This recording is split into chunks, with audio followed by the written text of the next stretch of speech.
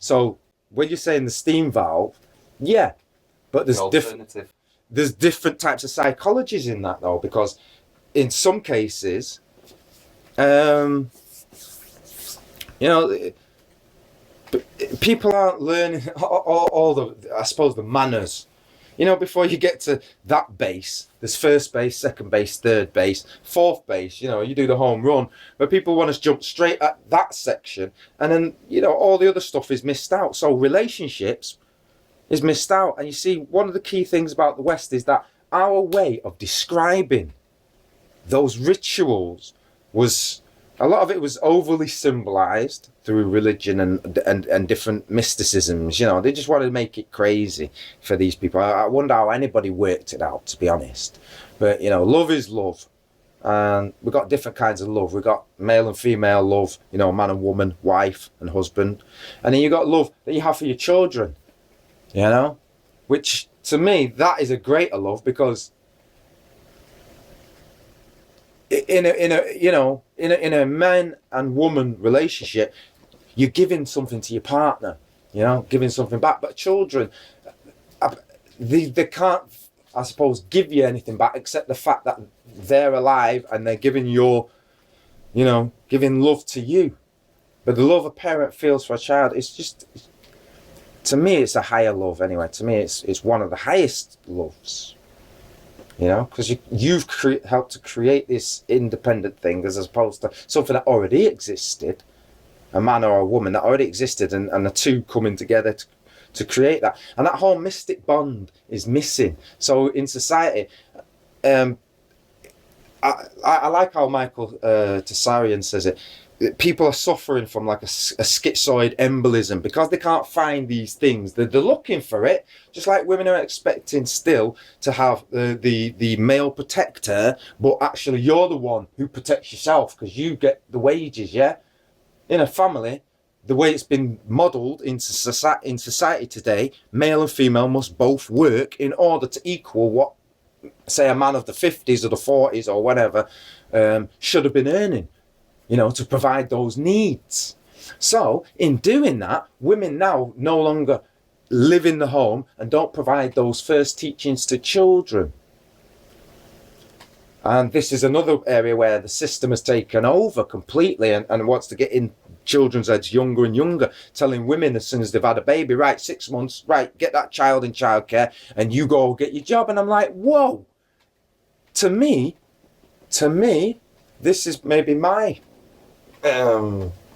myth, you know, the myth of the woman who stays at home and look after the babies. But why did we have that myth? Going back to the Papua New Guinea and people like that who live in that society, the roles were obvious. There's no powdered milk. Women breastfeed. What, you want the man to stay at home and pretend to breastfeed?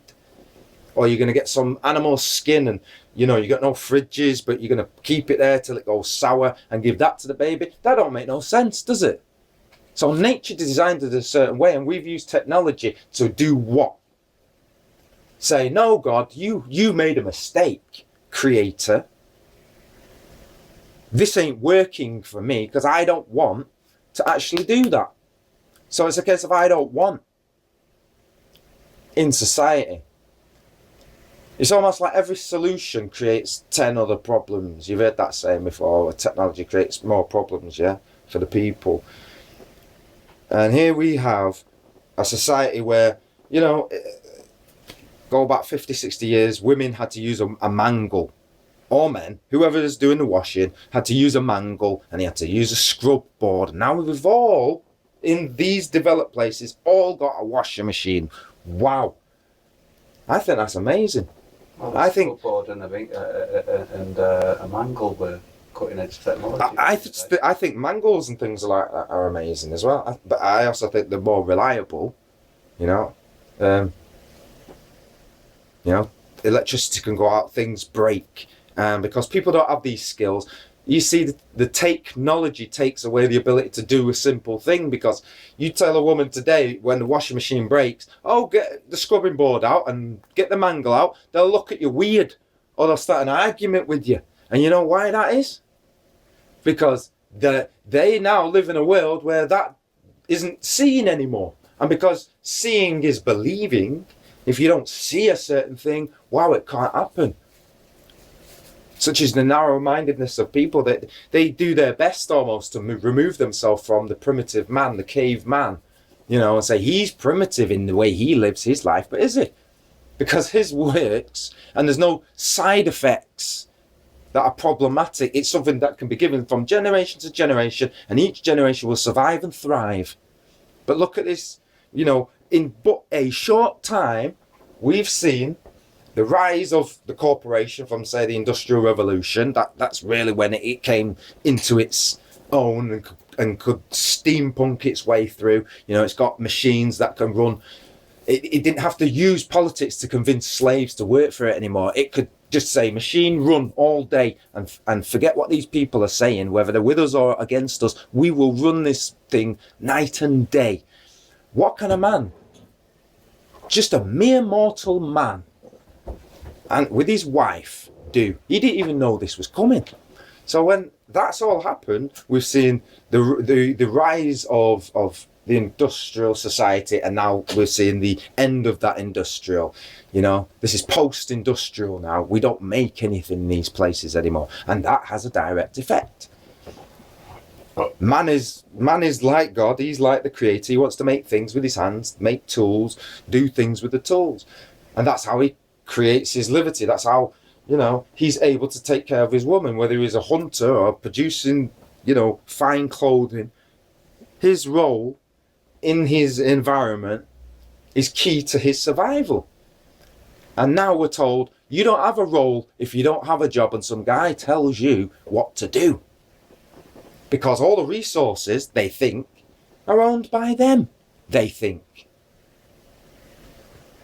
I'll give you an example. Right, the other day I went to the Trafford Centre, right, up near where you are, just to do a bit of busking. Right, you know, Selfridges at the back. You were busking at Selfridges? Mm-hmm. Well, I'll tell you the story, what happened, right? Because I just set up. I just was riding, I thought, yeah, I'll go to the Trafford Centre. You know, because I've been reading in the paper, you don't need no busking licence to busk in Manchester, right? And even if they said such a thing existed, it couldn't, you know? You can't take away the ability of a human being to take care of themselves legally, lawfully, whatever. You know what I mean? But anyway, I'm sat outside, so you know the inside of the building, and then they've got that fountain and everything. And I just set up and I just started a tune. Next thing, some security guard comes up and she's, "Excuse me, you know, what you doing?" I thought, I'm not here to argue, because a lot of people want to just argue. I've got rights, blah blah. You know, waste of time that. You know, I'm not getting heated up for this guy.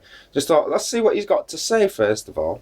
So he gets on his thing to his control, and he says, "Oh, there's a guy just busking it. You know, he's not doing anything wrong specifically, but do you want him to move?"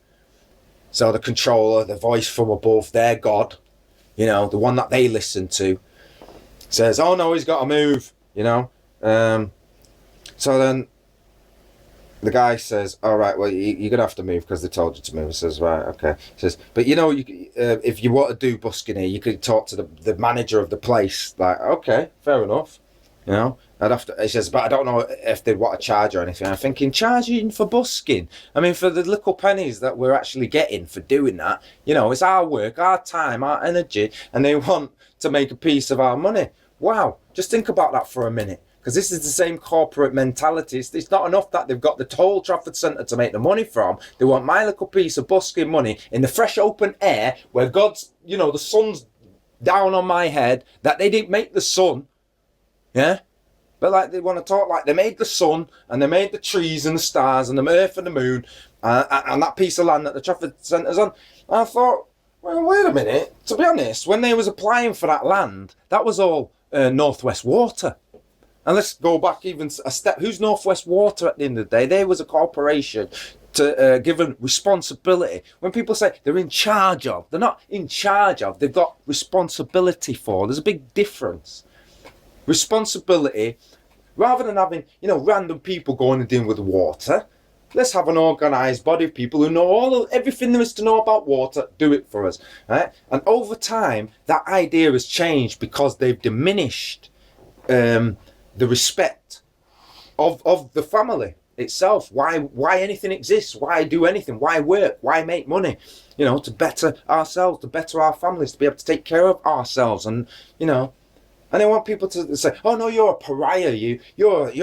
You're what's wrong with society. You was born and you need money."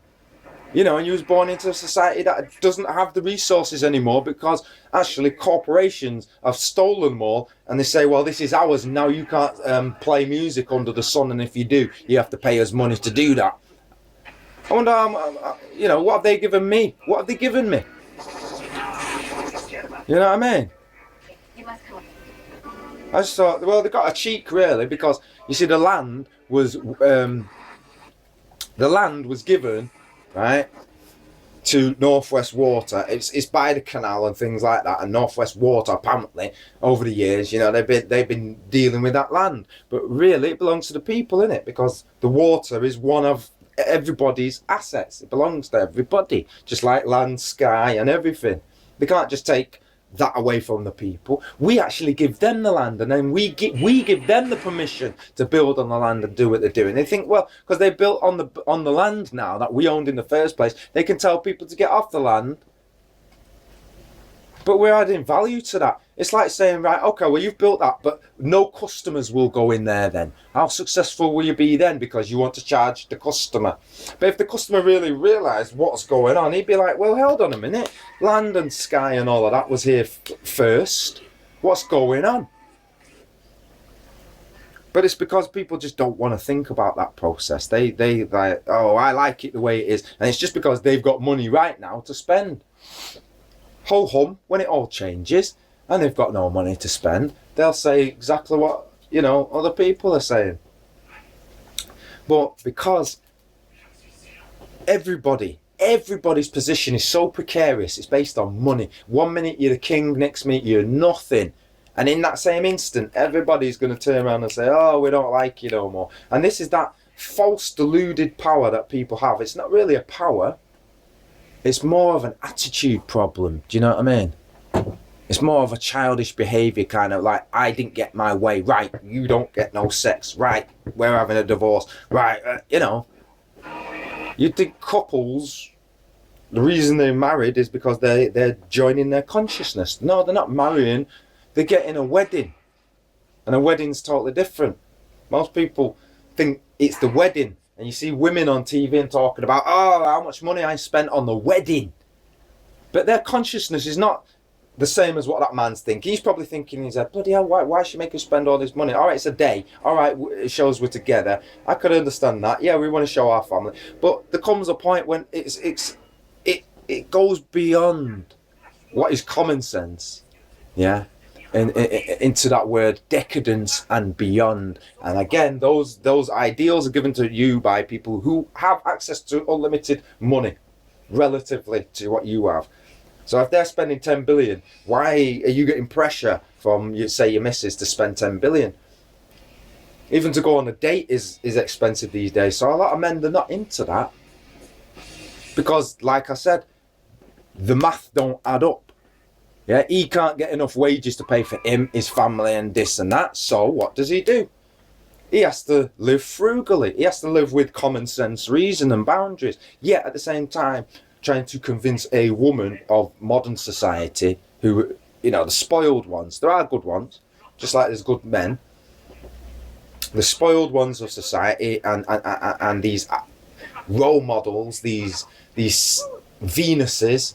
The Venus de Milos that society seems to say, well, yeah, this is a sexy woman, this is the kind of woman that you want in your bedroom, all the rest of it. Yeah? The false myth. Because nothing really exists like that. Things just are what they are. Innit? Now, that sounds like a whole heap of stress, a whole heap of problem. Who wants that? You know, would much rather switch on the TV and watch a porn or watch some violence than actually deal with any of the real things and the real issues in our life. And that's the point I'm trying to make. although it's rather convoluted.